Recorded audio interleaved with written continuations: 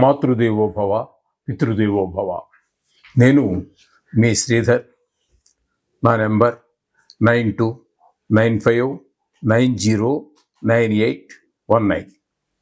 ఇప్పుడు మనం చెప్పుకోబోయేటటువంటి విషయం ఏంటంటే, 16వ తారీఖు మే నెల 2025 నుండి 31వ తారీఖు మే నెల 2025 వరకు, అంటే పక్ష ఫలితాలు 16 రోజుల పాటు వస్తుంటాయి. పక్షం అంటే నెలలో సగభాగం అని అర్థము. 31 రోజులు మనం సగంగా విభజించలేము కాబట్టి, ఒకటి 15 రోజులు వస్తే మొదటి పూర్వపక్షం, రెండో పక్షం పరపక్షం వచ్చి మీకు 16 రోజులు వస్తుంటుంది. ఆ విధంగా ఈ రెండో పక్షం యొక్క మే నెల రెండో పక్షంలో జరగబోయేటటువంటి ఏ రాశుల వారికి ఏమేమి జరగబోతుంది అనేటటువంటిది సశాస్త్రీయమైన పద్ధతిలో తెలుసుకునే ప్రయత్నం చేద్దాము. ఇందులో నా కవిత్వం కానీ నా పైత్యం కానీ ఏమి ఉండదండి. అలాగని మిమ్మల్ని భయభ్రాంతులు చేసేది ఉండదు.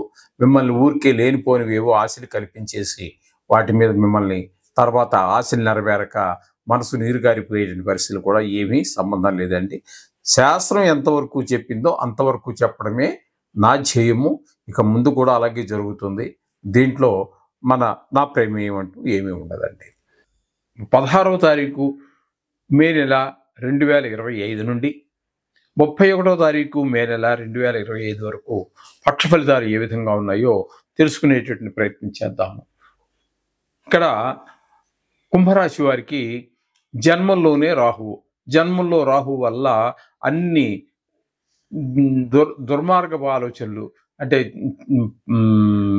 కామ, క్రోధ, లోభ, మోహ, మదమాశ్చర్యాలకు సంబంధించి అవి ప్రకోపించి వాటికి సంబంధించి దుష్ట ఆలోచనలు, దురాలోచనలు, అలాగే ప్రవర్తన కూడా ఇంచుమించుగా, అంటే ఇంతకుముందు అలవాటు ఉన్న వాళ్ళకి కొత్తగా చేసుకునేవాడికి కాకపోవచ్చు, కానీ ఇంతకుముందు అలవాటు ఉండి మానేసి ఈ మధ్యలో కాలంలో చక్కగా జీవించేటటువంటి వారికి మళ్ళీ వాటికన్నిటికీ వెల్కమ్ చెబుతూ అటుపక్క మళ్ళేటిన అవకాశం ఉంటుంది. కానీ మీరు కొంచెం నిగ్రహం ప్రదర్శించి జాగ్రత్తగా ఉండటం అనేది చాలా అవసరం. ఇకపోతే ద్వితీయ స్థానంలో శుక్రుడు కనుక సంచారం చేస్తున్నాడు. శుక్రుడు ఈ సంచారం శుభప్రదమైన ఫలితాలు ఇస్తూ ఉంటుంది. ధనానికి లోటు ఉండదు. అలాగే మాట విషయంలో కూడా చాలా బాగుంటుంది. కుటుంబం కూడా చాలా బాగుంటుంది. మీకు ఇంకా లలిత కళలకు సంబంధించి వీటికి ఏమైనా ఉన్నట్టయితే వాటిలో మంచి మీకు ఒక షెల్టర్ దొరుకుతుంది వాటి గురించి. అలాగే షేర్ మార్కెట్లో పెట్టుబడి పెట్టే వారికి, సినీ రంగం వారికి, టీవీ రంగం వారికి, సోషల్ మీడియా వారికి, ఇట్లాంటి వారికి కూడా చాలా మంచి అవకాశాలన్నీ శుక్ర భగవానుడు కల్పిస్తాడు.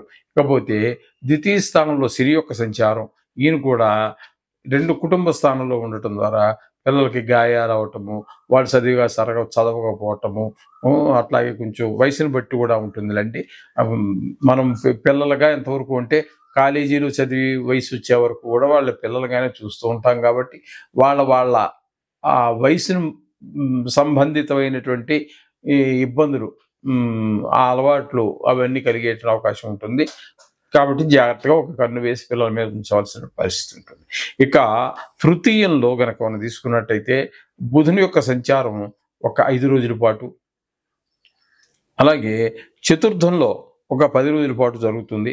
తృతీయంలో ఎవరి యొక్క సహాయ సహకారాలు అందకపోయినప్పటికీ చతుర్థంలోకి వచ్చాక మాత్రం మంచి ఫలితాలన్నీ ఇస్తూ ఉంటాడు. ఆయన కూడా చక్కగా తల్లిగారితోటి విద్య విషయంలోనూ, భూమి విషయంలోనూ, వాహనం విషయంలోనూ, ఇట్లాంటి విషయాల్లో సుఖస్థానం కాబట్టి వాటన్నిటి విషయాల్లో కూడా బుధుడు మీకు చక్కటి ఫలితాలన్నీ కలగజేస్తాడు. అయితే రవి కూడా అక్కడే 4వ స్థానంలో సంచారం చేస్తున్నారు. రవి 4వ స్థానంలో శుభప్రదమైనటువంటి ఫలితాలు ఉండవండి. ఇప్పుడు మనం బుధుడు ఏవైతే శుభ ఫలితాలు ఇస్తాడని చెప్పుకున్నామో వాటి అన్నిటికీ విరుద్ధమైనటువంటి ఫలితాలతో పాటు కొంత అనారోగ్యాలను కూడా కలగజేసే అవకాశం సూర్య భగవానుడికి కలగజేస్తాడు. ఇక 5వ స్థానంలో గురు సంచారం మంచి ఫలితాలు ఇస్తుంది. అందరికీ దైవభక్తి పెరుగుతుంది.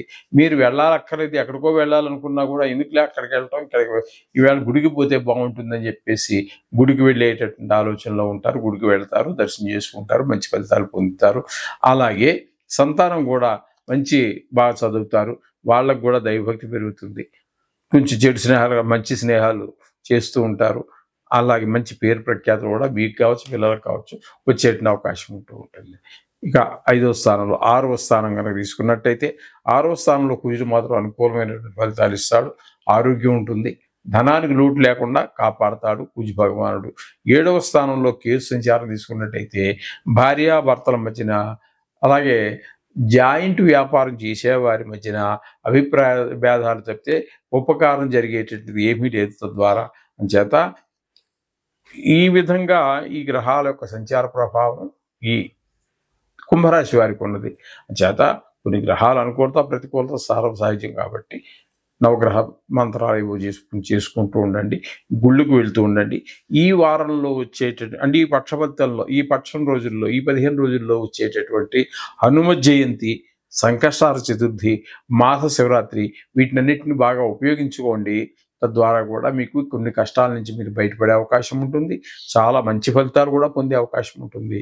ఈ విధమైన ఫలితాలన్నీ కూడా మనం కుంభరాశి వారికి చెప్పుకోవచ్చు. శుభం భూయాత్.